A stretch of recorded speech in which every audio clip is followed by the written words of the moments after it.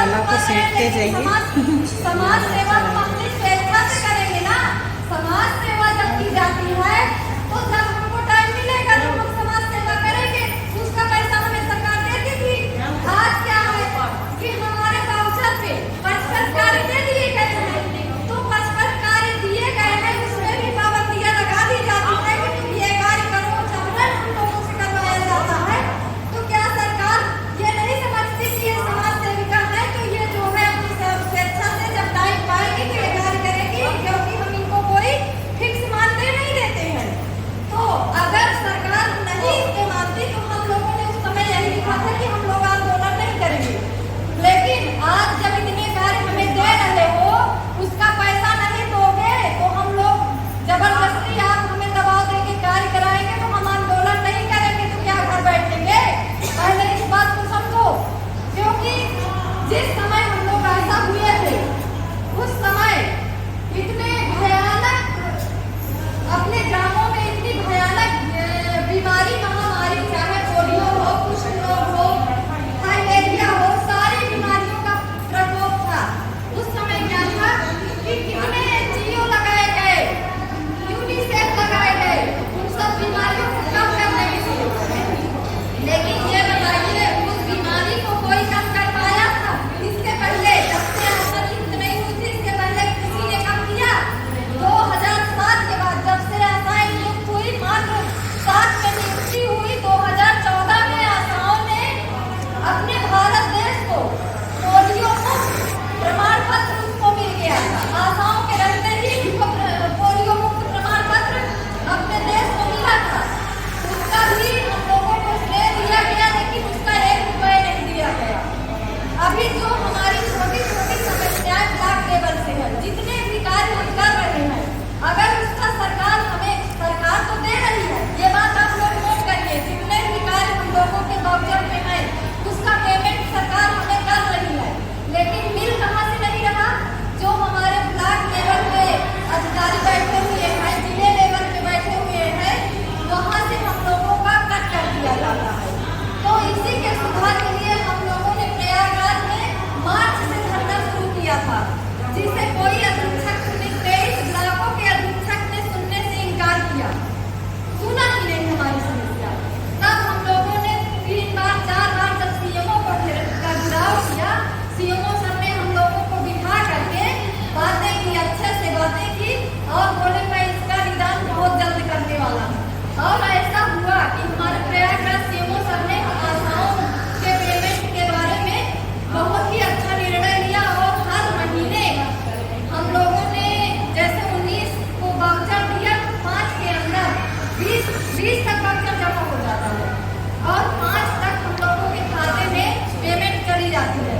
अगर हमने जितना कार्य किया है उस कार्य का हम लोगों को 1 रुपये नहीं कटता, क्योंकि हम लोगों ने सीएमओ सर को इतने मजबूती से घेरा था कि हम जितने कार्य कर रहे हैं उस कार्य का हमारा 1 रुपये नहीं कटे, क्योंकि हमारा पर्यवेक्षक एडम है, संगनी है। तो ये हमारा पैसा अगर हम 5,000 7,000 का भर के वाउचर देते हैं तो आप कट करने का आपका अधिकार कहाँ से है? इसके लिए हमें विरोध करना चाहिए। हम लोग एकजुट होकर के उनको जब घेरेंगे तभी हम लोगों का पूर्ण पेमेंट होगा। अभी कौशाम्बी जिले में क्या होता है, हम लोगों का जैसे SDOIC का पैसा है, CHO के द्वारा जो कार्य दिया जाता है और कई प्रकार का पैसा जो साल में आता है, मार्च या अप्रैल में हम लोगों का फाइनल दिया जाता है। तो उसमें क्या होता है कि जब पेमेंट करना होता है तो हमारे अधिकारी क्या करते हैं, BCPM को अधीक्षक को आप दीजिए पैसा, इतना देंगे तो आपके खाते में डाला जाएगा। ऐसा हो रहा है, कई जिले में हुआ, कई ब्लॉक में हुआ, उसका प्रमाण भी दिया गया, हम लोगों ने रंगे हाथ पकड़ा दिए। तो वो 2,000 की कटौती कर लेते हैं, 2,000 दीजिए, 4,000 दीजिए तो हम आपको देंगे। हमें इस तरह की घूसखोरी को रोकना है, क्योंकि आशाओं का कहना ये है वो दे रही हूँ, मैं दे रही हूँ, वो दे रही हूँ, मैं दे रही हूँ। हमें सबसे पहले अपने को सही करना है। हम सही हो जाएंगे तो हम दूसरे को सही कहने के लिए तैयार है, वरना नहीं है।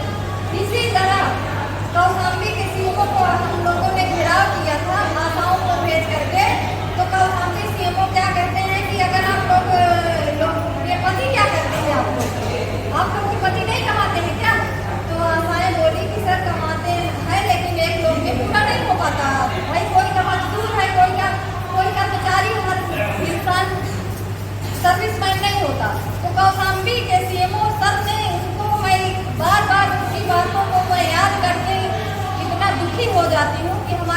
भी सीएमओ सर ने कहा कि अगर आपके पति नहीं कमाते तो उनको तलाक दे दीजिए। तब हम लोगों ने कड़ा विरोध किया कि ठीक है, हमारी आशा बहनों के पति नहीं कमाते हैं, ठीक है, आप उनको जो है वो तलाक दे देंगे। पहले आप बताइए, आप 1,50,000 पाते आप कितनी बहनों को रखोगे? हमें बताइए, जवाब दीजिए। जब हम लोगों ने विरोध किया तो सीएमओ सर का थोड़ा सा सर नीचा हुआ कि ये बताइए, आशाओं ने ऐसा हमें जवाब दे दिया। तो इस तरह का हमें घेराव करना है, विरोध करना है, हमारा पेमेंट कट रहा है। तो जब हम 10 लोग नहीं खड़े होंगे, देखिए जब भारत देश आजाद हुआ है तो हमारे कितने स्वतंत्रता सेनानी शहीद हुए, लेकिन क्या उस समय सारी जनता लड़ रही थी? नहीं लड़ रही थी। तो ये समझ के चलिए कि हमें लड़ाई करनी है अपने हक के लिए, और चाहे कोई साथ दे ना साथ दे, हम जितने साथ दे सकते हैं उतने तो दें, तभी तो कुछ आगे होगा, वरना कुछ नहीं। इसीलिए हम लोग इतनी दूर से चल करके आप लोगों को जगाने आए हैं। आप लोगों का हमें साथ चाहिए। आप लोग चलिए लखनऊ में, वहाँ का हमारा झंडा एक्टिव संगठन हमारा इतना एक्टिव नाम है तो एक्टिव है, क्योंकि अभी मध्य प्रदेश और बिहार में 32 दिन हड़ताल चली है, 31 दिन हड़ताल चली है, 32वें दिन उनको उनकी घोषणा हो गई कि ये सरकारी कर्मचारी हो गए, ये मानदेय पे आ गए। तो बताइए, वहाँ की आशाएं इतनी कम संख्या में है बिहार की और मध्य प्रदेश की, हमारी यूपी की आशाएं तो उनसे 2-2.5 गुना ज़्यादा। तो हमारा ये स्तर कौशाम्बी, प्रयागराज, उत्तर प्रदेश बहुत बड़ा है, इससे हम लोग निकल कर जाएंगे तो कुछ जरूर होगा, ये मेरा मानना है। और ये समस्याएं हैं जो छोटी मोटी, इसको हम लोग बैठ के सीएमओ के साथ मिल करके, जिस दिन आप लोग कहें कि वहाँ से आने के बाद हम लोग सीएमओ से और आपके अध्यक्ष से मिल करके छोटी मोटी समस्याएं तो ये हम लोग सॉल्व कर लेंगे। इसमें हमें किसी मंत्री सीएम की जरूरत नहीं है। ये हमारी और आपकी ताकत है कि जो हम उनको सही करने का रास्ता हम लोग खुद तय करेंगे। उनको बढ़ावा देने वाले भी हम हैं और उनका साथ देने वाले। इसी के साथ मैं अपनी बातें